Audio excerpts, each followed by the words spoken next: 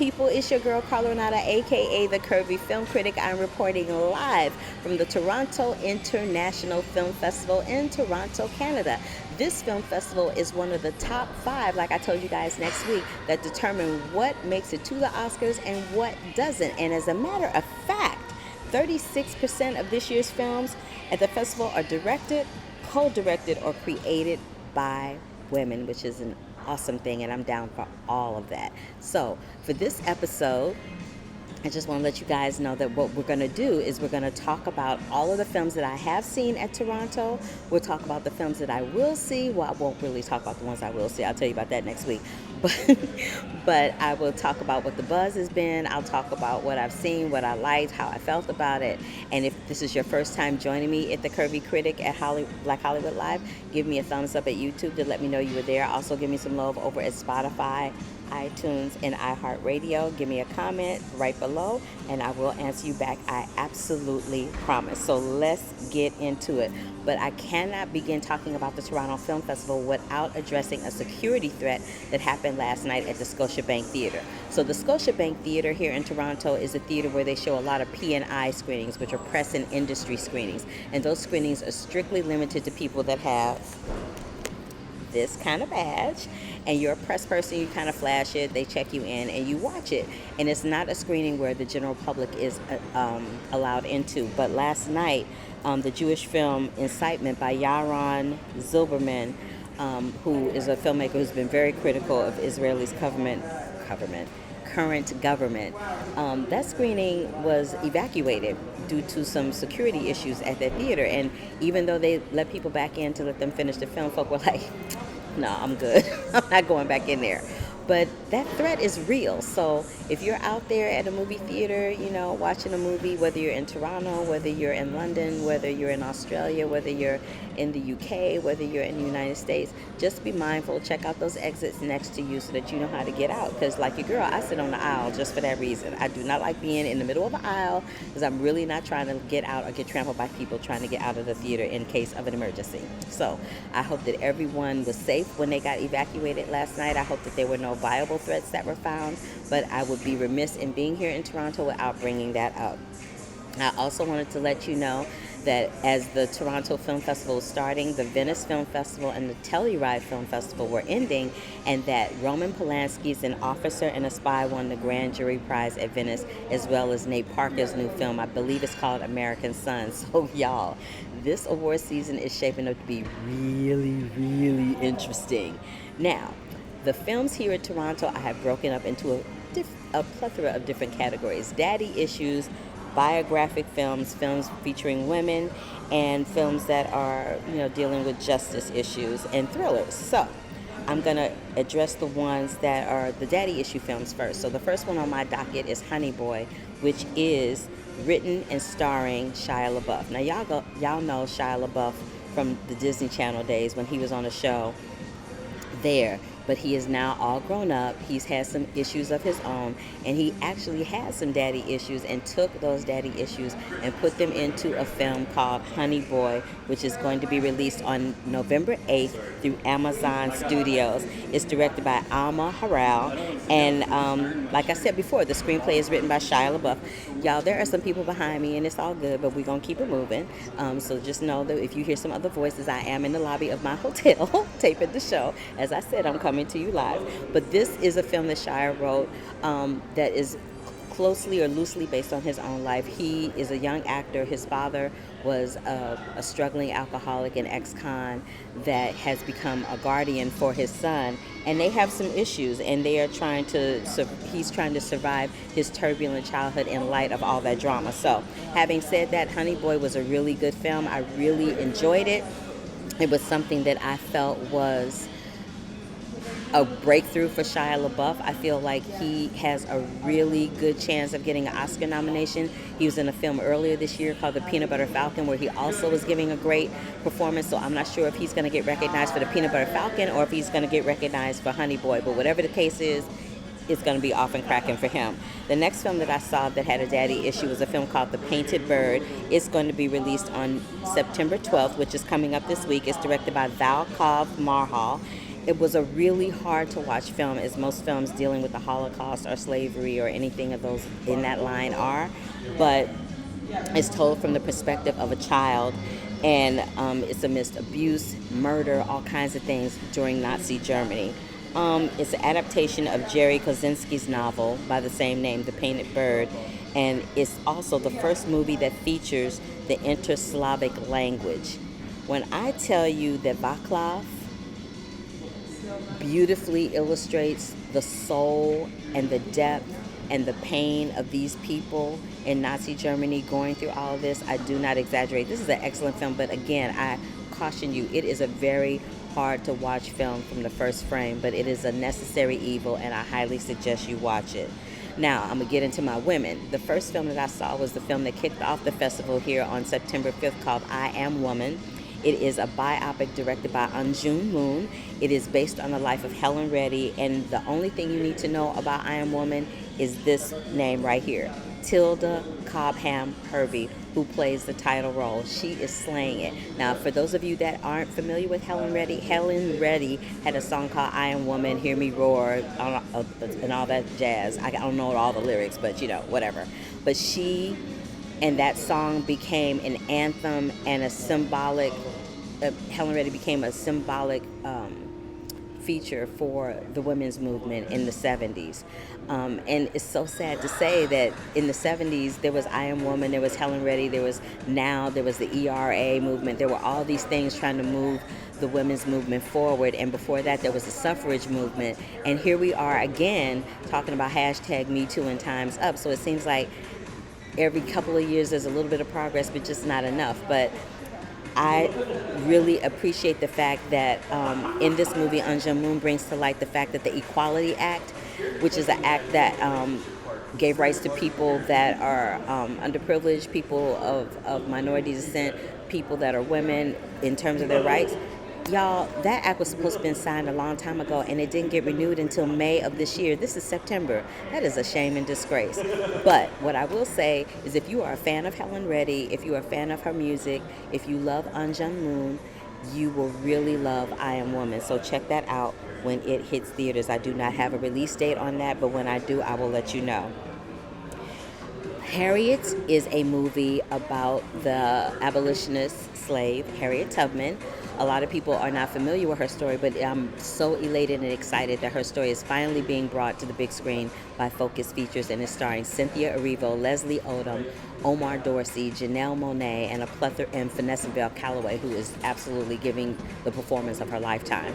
But it's a film that wholeheartedly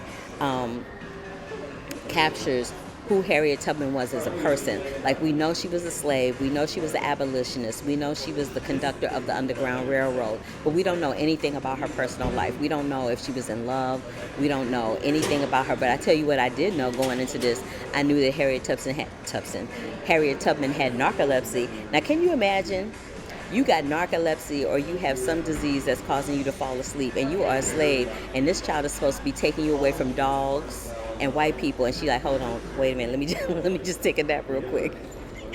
It's not funny, but that just makes me laugh whenever I think about Harriet Tubman. But all jokes aside, Cynthia Erivo is giving the performance of her career, and if she gets nominated for an Oscar for this and she wins, she will be another member of the EGOT Club, which involves very few members of color, including Robert Lopez, Whoopi Goldberg, and Rita Moreno. So Harriet is going to be released by Focus Features on November 1st. I highly suggest you check it out. For those of you that don't know about her, for those of you who do know about her, it's a history lesson on screen, and it's much necessary to watch. So there's that. Something else that's necessary to watch is a new film called Just Mercy. And when I tell you right now, Just Mercy is going to be one of the biggest films talked about in the awards season, because it left a perpetual lump in my throat through the whole entire movie. It is based on a novel by the same name, written by a lawyer named Brian Stevenson. Brian Stevenson is a Harvard-trained, Harvard-educated lawyer who took his legal expertise to Alabama, the same city in Alabama that is known for To Kill a Mockingbird. So what does that tell you? And throughout the whole movie, they're like, did you go see the To Kill a Mockingbird Museum? No, I don't need to see the To Kill a Mockingbird Museum because I live To Kill a Mockingbird on a daily basis, but I digress. Anyway, this film is specifically about some of the cases that Brian has where he's tried to get these people off of death row. Because believe it or not, a lot of the people that are on death row, a lot of the people that are incarcerated actually are innocent. And I know we hear that all the time, people going, oh, I'm innocent, I'm innocent. But some of these people really are. And the ones that really are innocent don't have anyone fighting for them. The minute they get locked up in a jail cell, people forget about them. People do not give them any empathy, and they don't give them just a little bit of mercy. So having said that, this film is directed by Destin Daniel Cretin, not sure how you pronounce your name, but I'll get it right. And he does a wonderful job bringing this story to the big screen. And I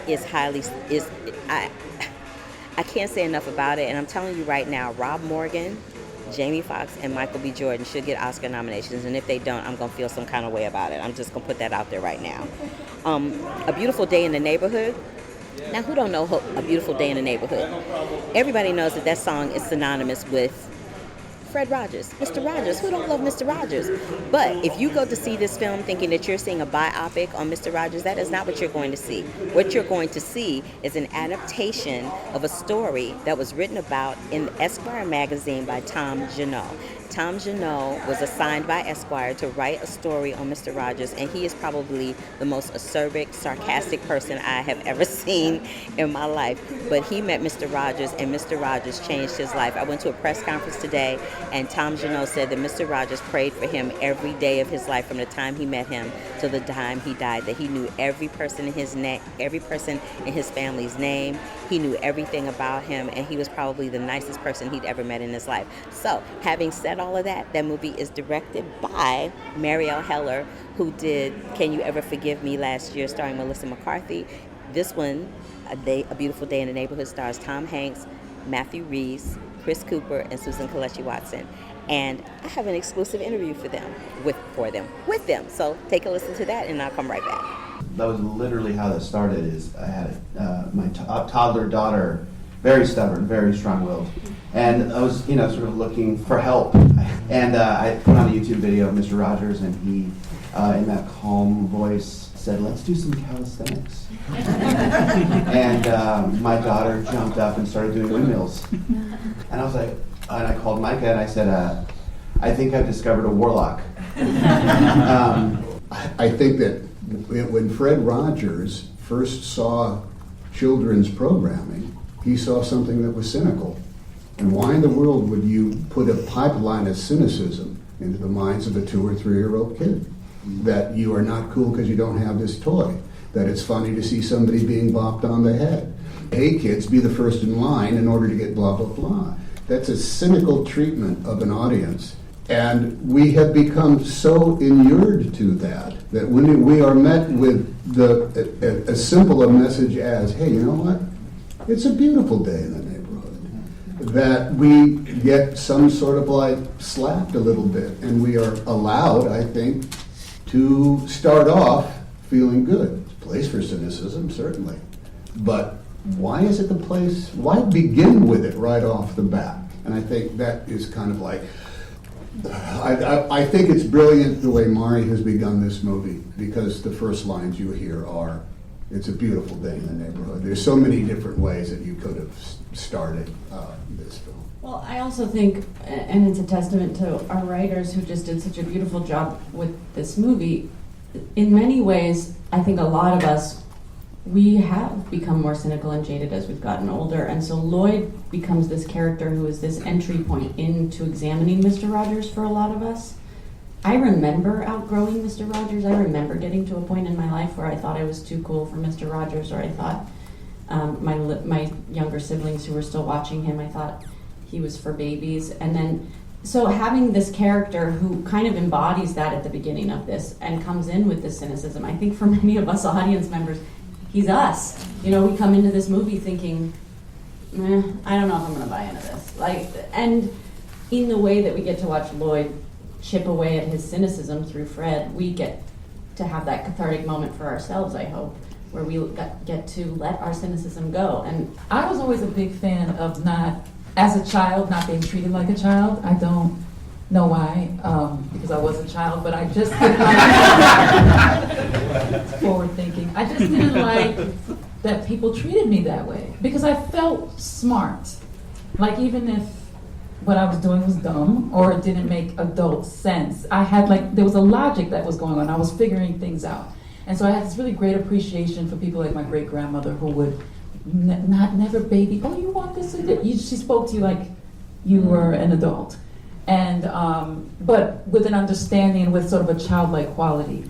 And there's this thing about Mr. Rogers that I won't forget. I can remember me and my younger brother sitting in our parents' room on the floor, with our feet up against their bureau and watching the TV.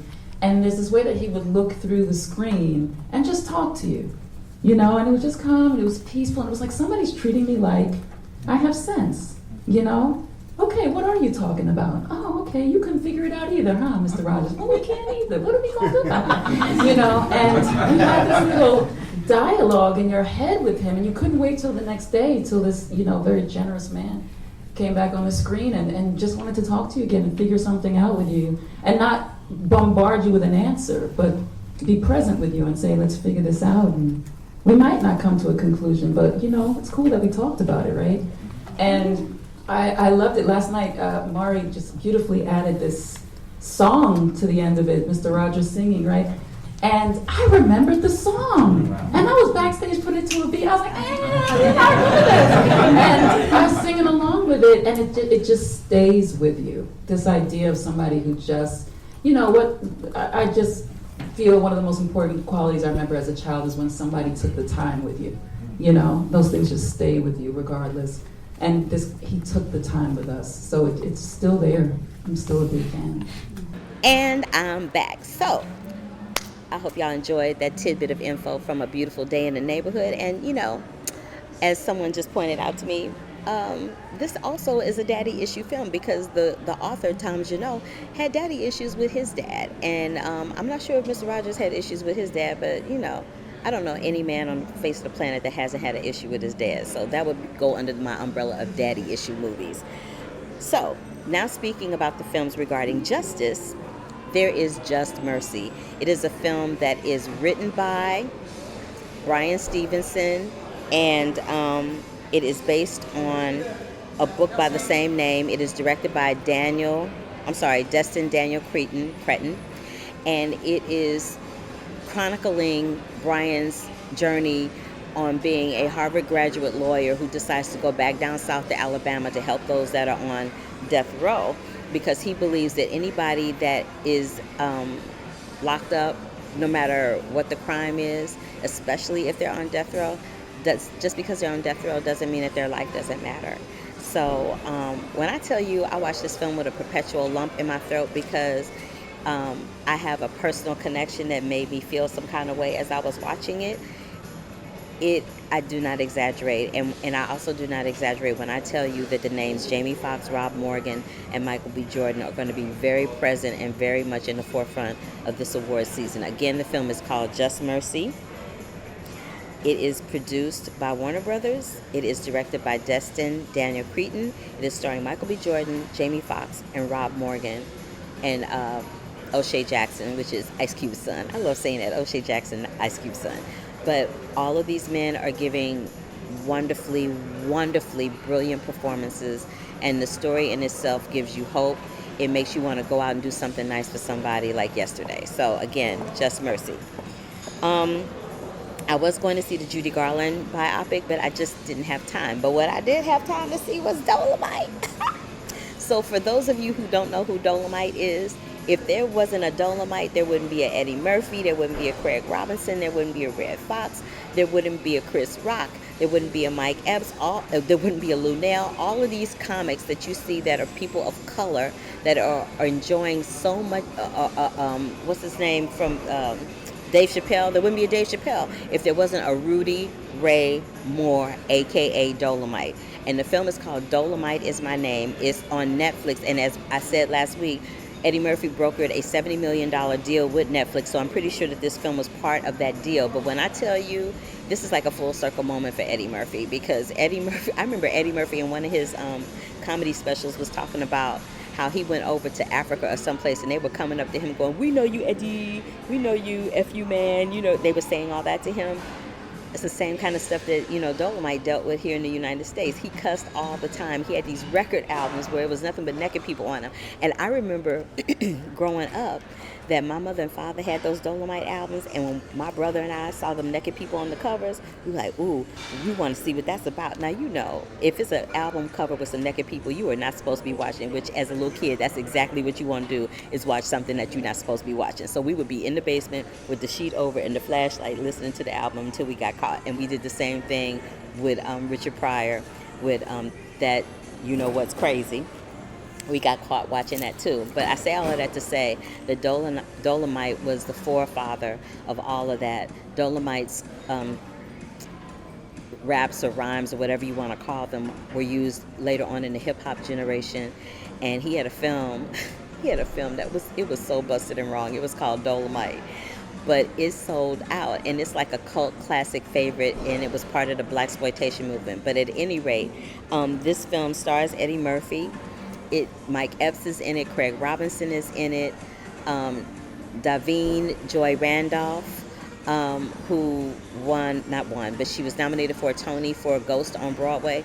All of these people are giving really strong performances, and this is, like I said, a full circle moment for Eddie Murphy, and I really hope that they recognize him for this, because he really is giving quite a performance in this film. It's very enjoyable, and it's a lot of fun, and it's funny if nothing else. So again, Dolemite is going to be on Netflix. Please do not miss it when it comes out. I'll give you the release dates on that as well.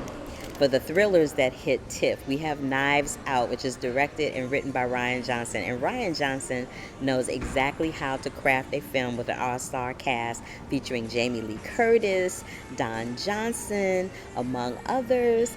It is pure comedy. I laugh so hard, and is right in line with those old Agatha Christie, like Murder on the Orient Express joints, or those Hitchcock movies, or even the game Clue. Back in the day, they had a movie based on the board game Clue. It's all of that wrapped into one movie, and it's really a lot of fun. I hadn't laughed that hard in ages, and after the day that I had yesterday, I really needed a good chuckle. So check that out. Rian Johnson's Knives Out, produced by Lionsgate, and it will hit theaters on November 27th, right in time for the holidays, especially Thanksgiving. Gobble, gobble. I had to say it. I know that's corny, but I had to say it. So some films that I didn't catch this week that are coming up are Ford versus Ferrari, The Laundromat, Jojo Rabbit. I might see Bad Education, I'm not sure, and Joker. Joker hits the circuit tomorrow, so I can't wait to tell y'all about that, and Joaquin Phoenix's performance in that, because the film got a big old thumbs up. I think I said this earlier, got a big old thumbs up from the Venice Film Festival. So it's going to be interesting to see how this award season shapes up. And I think that is about it. One other film, I almost forgot. So Waves with Sterling K. Brown and Kelvin Harrison Jr. Now, y'all, I have talked about Kelvin Harrison Jr. on the show a zillion times in regards to Loose. But between Loose and Waves, he definitely should get some love. I'm going to feel some kind of way about that if he don't. I really am going to feel some kind of way. But Waves is, I hear, getting major Oscar buzz here at the festival. I don't have a release date on that either, but as soon as I get that information, I will tell you that. Now, I just should say right here and now that a lot of the films that I talk about, whenever I say I don't have a release date, it's because we are at a film festival, and a lot of the films that play these film festivals, they don't have release dates because a lot of them have not been picked up by a major studio for distribution. So as soon as that happens, I will have a release date, I will have a studio, and as always, I will always let you guys know what that information is when it is readily available to me. I will also let you know next week when I come back about all of the films I just mentioned that I didn't get a chance to see, but I will be seeing in the next couple of days. And I'll have interviews with Cynthia Erivo and Leslie Odom Jr. from Harriet. So if this is your first time joining me at the Curvy Critic at Black Hollywood Live, please give me a thumbs up to let me know you were here. If you're returning, thank you so much for returning. Check me out over at iTunes, Spotify, and give me some love and comments there. Let me know what you like about the show, because honestly, if it wasn't for you tuning in and watching and liking the show, I really wouldn't be here. So I wholeheartedly appreciate your support and for watching and or listening, depending on how you are streaming this particular content. So until next week, I will see you then. Until then, you can always catch me right after this at the after show for General Hospital on AfterBuzz TV. I will not be there today, as like I said, I am in Toronto. So yeah, you guys, it's the Toronto International Film Festival. I'm gonna go and see some more movies and, you know, get my party on, and I'll tell you all about it when I come back next week. So until then, love, peace, and hair grease until the next time. Deuces.